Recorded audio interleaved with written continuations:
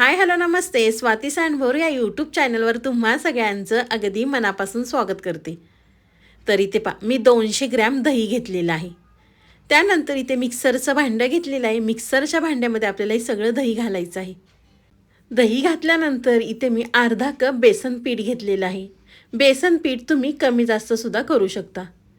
बेसन पीठ घातलं की आपल्याला थोडंसं पाणी घालायचं आहे आणि मिक्सरला आपल्याला हे दही फिरवून घ्यायचं आहे. तुम्ही या ठिकाणी पाहू शकता मिक्सरला दही मी फिरवून घेतलेलं आहे. त्यानंतर एका बाउलमध्ये काढून घेते. एका बाउलमध्ये दही घातल्यानंतर आपल्याला त्याच मिक्सरच्या भांड्यामध्ये पाणी घेऊन बाउलमध्ये घालायचं आहे. तर दही आपलं मिक्सरला फिरवून झालेलं आहे. दह्याचं एका साईडला ठेवूया. इथं मी मिक्सरचं भांडं घेतलेलं आहे. मिक्सरच्या भांड्यामध्ये आपल्याला मिरच्या घालायच्या आहेत. आपल्याला 2 रेसिपींसाठी मिरच्या लागणार आहे म्हणून या ठिकाणी मी थोड्याशा जास्त मिरच्या वापरलेल्या आहेत. मिरच्या घातल्या की भरपूर सोललेला लसूण, कोथिंबीरीच्या काड्या घातलेल्या आहेत. 1 चमचा आपल्याला यामध्ये जिरे घालायचे आहेत आणि मिक्सरला आपल्याला हे जाडसर वाटून घ्यायचं आहे. अगदी या पद्धतीने. तर मिरचीचा ठेचासुद्धा वाटून झालेला आहे. इथे मी कढई गरम करून घेतलेली आहे. त्यामध्ये आपल्याला गरजेनुसार तेल घालायचं आहे. तेल तुम्ही तुमच्या आवडीनुसार कमी अधिक करू शकता. तेल घातलं, तेल गरम झाले की इथे मी छोटा चमचा मोहरी घातलेली आहे. मोहरी तेलामध्ये तडतडली की त्यानंतर आपल्याला 1 छोटा चमचा जिरे घालायचे आहेत. जिरे मोहरी तेलामध्ये तडतडली की इथे मी 7 ते 8 कढीपत्त्याची पाने चिरून घेतली होती. कढीपत्ता घातला की पाव चमचा आपल्याला हिंग घालायचा आहे. कढीपत्ता तेलामध्ये तडतडल्यानंतर इथे मी 10 ते 12 लसूण पाकळ्या टेचून घातल्या होत्या. आपण वाटणामध्ये सुद्धा लसूण वापरलेला आहे आणि फोडणीमध्ये सुद्धा या ठिकाणी लसूण वापरलेला आहे. लसूण तेलावरती लाल झाला की आपण मिक्सरच्या भांड्यामध्ये मिरचीचा ठेचा वाटून घेतला होता तो आपल्याला त्यामध्ये घालायचा आहे. तर इथे मी 1.5 चमचा घातलेला आहे. तिखट तुम्ही तुमच्या आवडीनुसार कमी अधिक करू शकता. मिरचीचा ठेचा तेलावरती छान परतला की मिरचीचा तिखटपणा कमी होतो. त्यानंतर इथे मी अर्धा चमचा हळद घालायची आहे. हळद घातली की परत इथे मी मिरचीमध्ये मिक्स करून घेते. मिक्स केल्यानंतर आपण मिक्सरला दही फिरवून घेतलं होतं ते दही आपल्याला त्यामध्ये घालायचं आहे. दही घातल्यानंतर त्यामध्ये आपल्याला पाणी घालायचं आहे. तुम्हाला ही कढी किती दाटसर हवी किंवा किती सैलसर हवी त्यानुसार तुम्ही यामध्ये पाणी घालू शकता. तुमच्या लक्षात आलंच असेल की आज आपण कढीवडा बनवतोय. नेहमी तुम्ही तुमच्या पद्धतीने कढी बनवत असाल पण एकदा या पद्धतीने नक्कीच बनवून पहा. गरजेनुसार पाणी घातलं की त्यामध्ये आपल्याला अर्धा चमचा साखर घालायची आहे. तुम्ही साखर किंवा यामध्ये गूळसुद्धा घालू शकता. तुम्हाला जर गुळाची चव आवडत असेल तर त्यामध्ये तुम्ही गूळसुद्धा घालू शकता. तर एका साईडला आपण कढी उकळून घेऊया. तोपर्यंत इथे मी 5 बटाटे उकडून घेतले होते. तर आपल्याला बटाट्यांची साल काढून घ्यायची आहे. तर इथे मी सगळ्या बटाट्यांची साल काढून घेते. तोपर्यंत तुम्ही माझा व्हिडिओ इथपर्यंत पाहिलाच आहे आणि व्हिडिओला जर लाईक केलं नसेल ना तर प्लीज एक लाईक नक्कीच करा. साईडचं बेल आयकॉनसुद्धा प्रेस करा म्हणजे तुम्हाला माझे नवीन नवीन व्हिडिओ पाहायला मिळतील. तर या ठिकाणी मी सगळे बटाटे सोलून घेतलेले आहेत. त्यानंतर आपल्याला चमच्याने मॅश करून घ्यायचे. खूप जास्तसुद्धा मॅश करायचे नाहीत. अगदी व्हिडिओमध्ये दाखवते ना त्या पद्धतीने करून घ्या. थोडासा बटाटा आपल्याला या ठिकाणी जाडसर ठेवायचा आहे. तर बटाटासुद्धा इथे मी सगळा मॅश करून घेतलेला आहे. त्यानंतर कढई गरम करून घेतलेली आहे. कढईमध्ये आपल्याला 1 चमचा तेल घालायचं आहे. तेल गरम झालं की त्यामध्ये अर्धा चमचा मोहरी, अर्धा चमचा आपल्याला जिरे घालायचे आहेत. जिरे मोहरी तडतडल्यानंतर इथे आम्ही 3 ते 4 कढीपत्त्याची पानं चिरून घेतली होती. कढीपत्ता घातला की आपण जो मिरचीचा ठेचा मिक्सरमध्ये वाटून घेतला होता तो आपल्याला त्यावरती घालायचा आहे आणि तेलावरती छान परतवून घ्यायचं आहे. तेलावरती मिरची परतल्यानंतर इथे मी अर्धा चमचा हळद घातलेली आहे. तीसुद्धा आपल्याला मिरचीमध्ये मिक्स करून घ्यायची आहे. मिरची तेलावरती छान परतली की आपण जे बटाटे मॅश करून घेतले होते ते आपल्याला त्यावरती मिरचीचा ठेचा घालायचा आहे. नेहमीच आपण कढी भजी बनवतो पण तुम्ही कधी हा बटाटा वडा कढीमध्ये खाल्लाय का? अर्थात नसेन खाल्ला ना तर एकदा नक्कीच करून पहा. उन्हाळासुद्धा सुरू होतोय त्यामुळे आठवड्यातनं 2 ते 3 वेळा ही रेसिपी नक्कीच करा. मिरची बटाट्यामध्ये घातल्यानंतर त्यामध्ये आपल्याला भरपूर चिरलेली कोथिंबीर, चवीनुसार आपल्याला मीठ घालायचं आहे आणि परत हे छान बटाट्यामध्ये आपल्याला एकजीव करून घ्यायचं आहे. तुम्ही जर एकदा हा कढीवडा बनवला ना तर लहानांपासून मोठ्यांपर्यंत सगळेजण आवडीने खातील.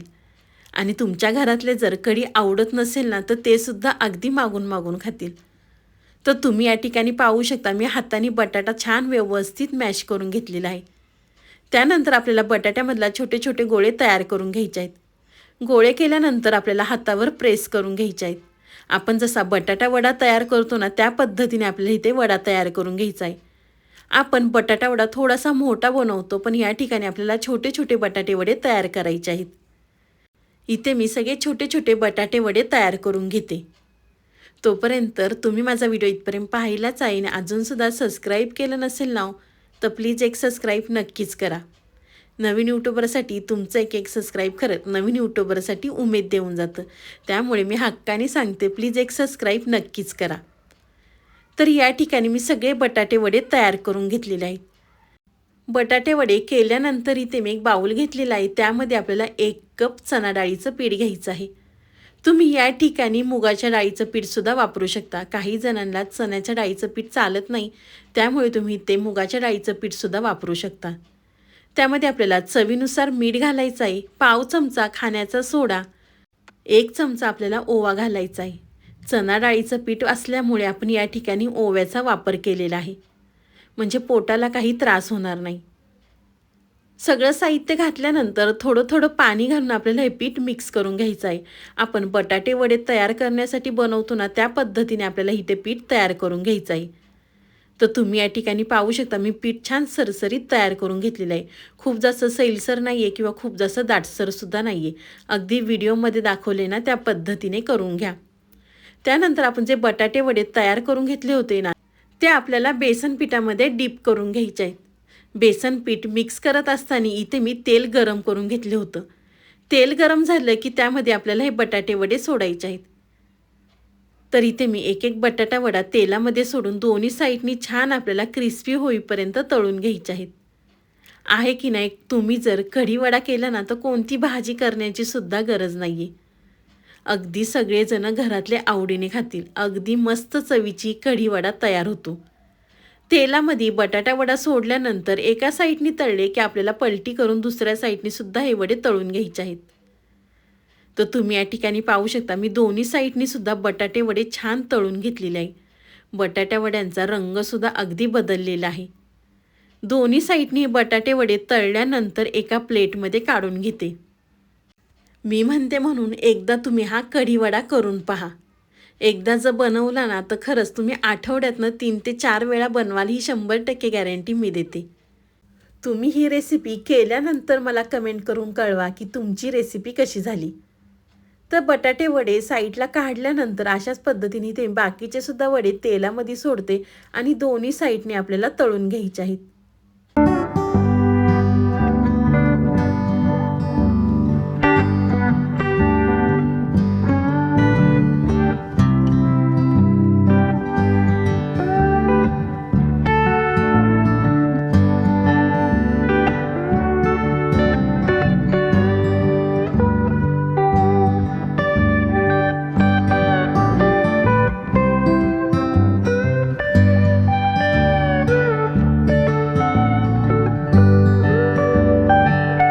इथे मी सगळे बटाटे वडे तळून घेतलेले आहेत. एका साईडला कढीला सुद्धा उकळी आलेली आहे. कढी उकळल्यानंतर आपल्याला गॅस बंद करायचा आहे. थोडीशी थंड झाल्यानंतर आपल्याला त्यामध्ये चवीनुसार मीठ घालायचं आहे. कढीमध्ये जर आधी मीठ घातलं तर कढी फुटण्याची शक्यता असते, त्यामुळे आपल्याला शेवटी मीठ घालायचं. चवीनुसार मीठ घातलं की त्यामध्ये आपल्याला भरपूर चिरलेली कोथिंबीर घालायची आहे आणि मस्त आपली कढी तयार झालेली आहे. पाहू शकता कढीला रंगसुद्धा किती सुंदर आलेला आहे. खूप जास्त सैलसर नाही आहे किंवा खूप जास्त दाटसरसुद्धा नाही आहे. तर मस्त आपले वडेसुद्धा तयार झालेले आहेत आणि कढीसुद्धा तयार झालेली आहे. तर एका प्लेटमध्ये मी काढून घेते. आपण जे वडे तयार केलेले आहेत ते आपल्याला लगेच कढीमध्ये सोडायचे नाही आहे. ज्यावेळेस आपण जेवायला बसू ना त्यावेळेस आपल्याला अगदी व्हिडिओमध्ये दाखवते ना त्या पद्धतीने वाढून घ्या. आपल्याला वडे आधी डिशमध्ये ठेवायचे आणि त्यावरती आपल्याला कढी घालायची आहे. तुम्ही ही कढी चपातीसोबत किंवा भाकरीसोबत सुद्धा चुरून खाऊ शकता. गरमागरम भातासोबत कढी खरंच अगदी अप्रतिम लागते. तुम्हाला ही माझी आजची रेसिपी कशी वाटली ती मला नक्कीच कमेंट करून कळवा. व्हिडिओ आवडला तर व्हिडिओला लाईक, कमेंट, सबस्क्राईब करायला विसरू नका. तुम्हाला माझा व्हिडिओ खूपच मनापासून आवडला असेल ना, तर व्हिडिओला शेअर करायला सुद्धा विसरू नका. तर चला, तुम्ही माझा संपूर्ण व्हिडिओ पाहिल्याबद्दल थँक्यू सो मच. पुन्हा भेटूया असाच एक छानसा व्हिडिओ घेऊन. तोपर्यंत मस्त का आणि स्वस्त राहा. बाय.